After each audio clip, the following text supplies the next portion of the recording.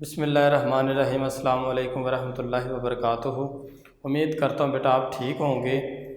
آج اسلامیات کا لیکچر جو ہے بیٹا 10th کلاس کا 8 نمبر بیٹا لیکچر ہے۔ آج آٹھواں لیکچر ہے، اور جو 7ویں لیکچر میں ہم نے بیٹا بات کی تھی وہ انسانی حقوق اور حسن سلوک سے متعلق خطبہ حجۃ الوداع کے اہم نکات پہ بات کی تھی بیٹا، اور وہ ہم نے آدھا ٹاپک کیا تھا بیٹا، اور آدھا جو رہ گیا تھا بیٹا وہ آج ہم اس پہ گفتگو کریں گے بیٹا۔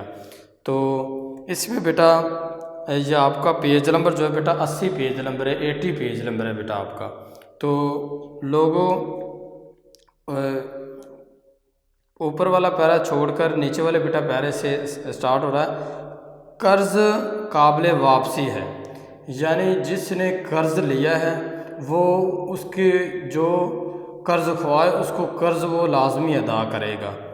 آگے عراضی ہوئی چیز واپس کرنی چاہیے، یعنی جو ادھار چیز لی ہے آپ نے اس کی واپسی لازمی ہے۔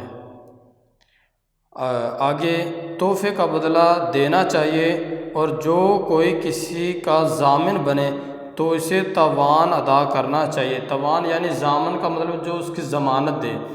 اگر وہ مثلاً اس سے مراد بیٹا یہ لیا جا رہا ہے کہ اگر کسی معاملے میں اگر کوئی کسی کی ضمانت دیتا ہے، اگر وہ عدالت میں اس وقت پیش نہ ہو، یعنی وہ مجرم جس کی وہ ضمانت دے رہے ہیں، تو جو ضمانت دینے والا ہوتا ہے پھر اس کو تاوان دینا پڑتا ہے، اور تاوان یعنی جرمانہ ہوتا ہے، کفارہ ہوتا ہے جو اس کی وہ مثلاً اس کی ضمانت دیتے ہیں۔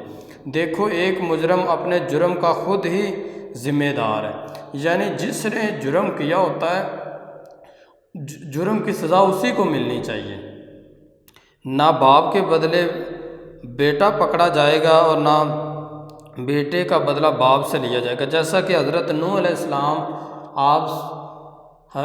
السلام اللہ تعالیٰ کے برگزیدہ بندے تھے، اور انبیاء کرام ان کا شمار ہے بیٹا، اور اللہ کے پیارے نبی ہیں۔ تو ان کے جو بیٹے تھے کنعان وہ کافر ہو چکے تھے، اور اب دیکھیں کہ کل قیامت کے دن حضرت نوح علیہ السلام کا شمار نیک لوگوں میں ہوگا، اور جو اس کے بیٹے کنعان جو ان کا بیٹا ہے اس کا شمار جو ہے وہ برے لوگوں میں یعنی کافر لوگوں میں اس کا شمار ہوگا۔ تو اس سے پتہ چلتا ہے اس ہمیں واقعہ سے کہ اگر باپ نیک ہے تو اس کا بیٹا گناہ گار ہو سکتا ہے، اگر بیٹا ٹھیک ہے تو باپ گناہ گار ہو سکتا ہے۔ جیسا کہ ابو جہل جو ہے اس کا ایک بیٹے نے اسلام قبول کر لیا تھا، تو اب اس کا جو بیٹا تھا اب دیکھیں کہ وہ اب کل قیامت کے دن جنت میں ہوگا، اور جو اس کا باپ ابو جہل ہے وہ جہنم میں ہوگا۔ اب دیکھیں تو اس جو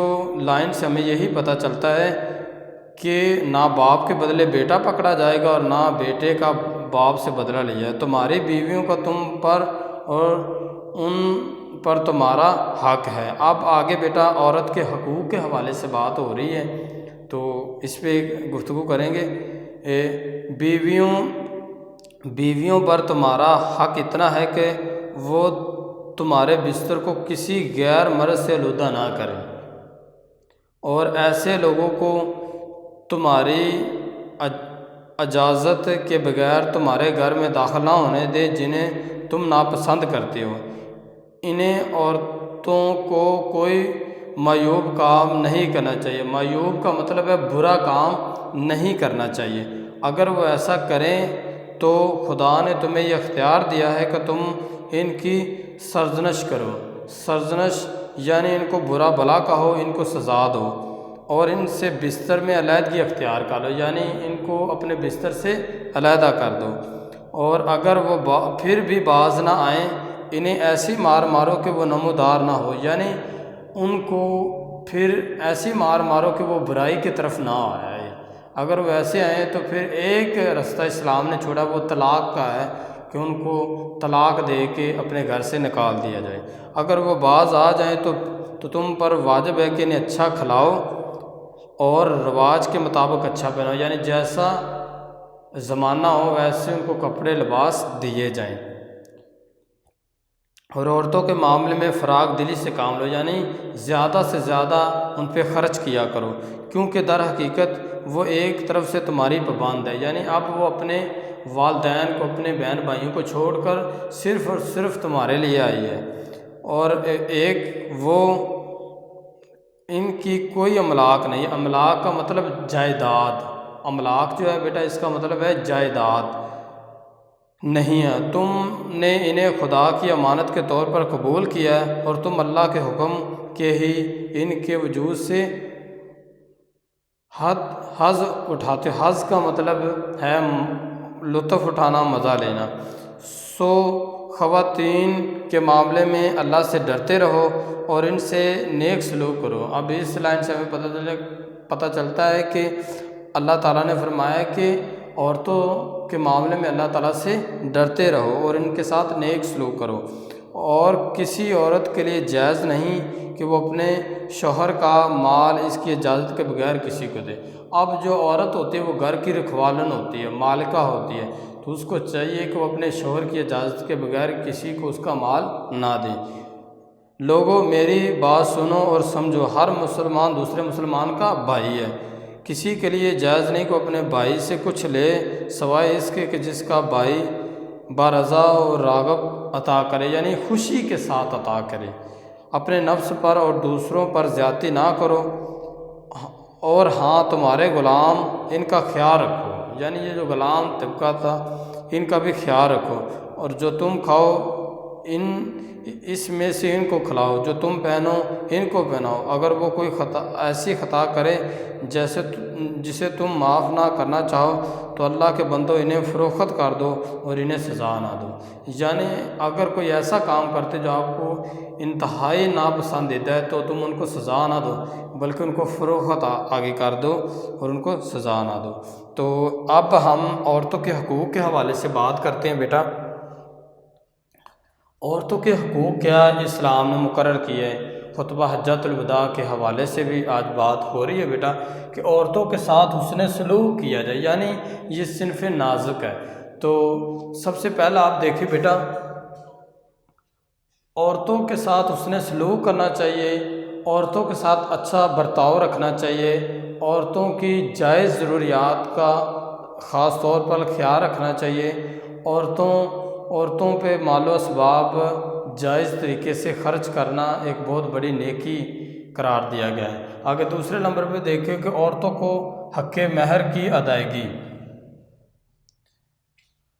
اور یہ حق مہر وہ رقم ہوتی ہے جب عورت کا نکاح پڑھا جاتا ہے تو اس وقت جب مرد کے ساتھ اس کا نکاح ہوتا ہے تو پھر وہ اس کو حق مہر میں کچھ رقم نکاح میں لکھی جاتی ہے، وہ رقم خاص الخاص عورت کی ملکیت ہوتی ہے، اس کو حق مہر کی ادائیگی لازمی کرنی چاہیے۔ بعض لوگ ایسے ہوتے ہیں کہ وہ لکھوا تو دیتی ہیں رقم، لیکن بعد میں ظلم و تشدد کر کے وہ عورت کو وہ رقم ہی نہیں دیتی جس کی وہ اصل مالکہ ہوتی ہے۔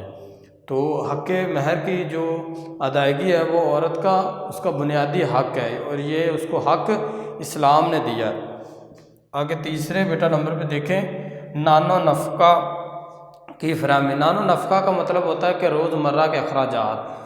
اب عورت کا یہ بنیادی حق ہے کہ اس کو اچھے کپڑے دیے جائے، اچھا کھانا دیا جائے، رہنے کے لیے اچھا مکان دیا جائے، اور اس کی ضروریات زندگی کا خیال رکھا جائے، اور زیادہ سے زیادہ اس پہ خرچ کیا جائے۔ یہ اسلام نے ایک مسلمان کو تاکید کی ہے کہ وہ نان و نفقہ کے حوالے سے عورت کا لازمی خیال رکھے۔ آگے چوتھا دیکھیں بیٹا، ظلم و زیادتی سے پرہیز۔ ظلم و زیادتی سے پرہیز کرنا چاہیے۔ بعض ہمارے معاشرے میں ایسے لوگ ہوتے ہیں جو چھوٹی چھوٹی بات پہ عورتوں پہ بہت زیادہ تشدد اور ظلم کرتے ہیں، جس کی وجہ سے بعض اوقات ان کا کوئی عذاب معذور ہو جاتا ہے، اور بعض اوقات کوئی ان کی آنکھ نکال دیتا ہے، کوئی ان کا سر پھاڑ دیتا ہے۔ ایسے کئی واقعات ہمارے روزمرہ معاملات میں آتے رہتے ہیں۔ تو عورت ایک صنف نازک ہے، اور اس کے معاملے میں قرآن مجید میں بھی ارشاد ہے کہ عورتوں کے معاملے میں اللہ تعالیٰ سے ڈرو، تو اس سے کہ ان سے ظلم و زیادتی سے انسان کو پرہیز کرنا چاہیے۔ اب ان کے فرائض کے حوالے سے بات، عورتوں کے فرائض۔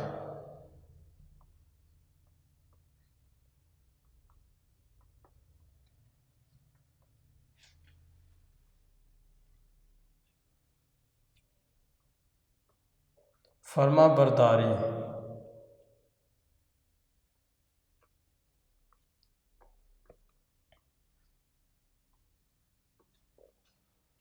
شوہر کی عزت کی حفاظت،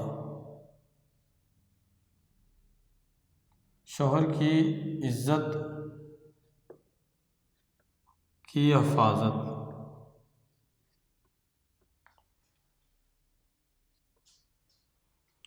اور شوہر کو خوش رکھنا،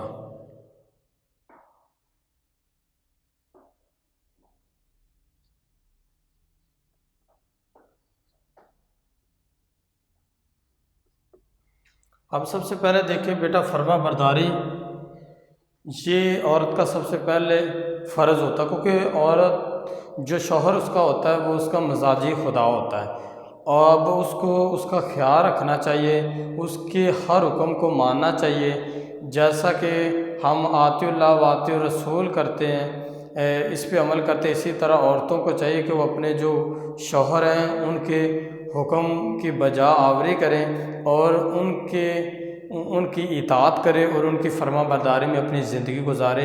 اس کو کہتے فرما برداری بیٹا۔ آگے شوہر کی عزت کی حفاظت، شوہر کی عزت کی حفاظت کرنی چاہیے۔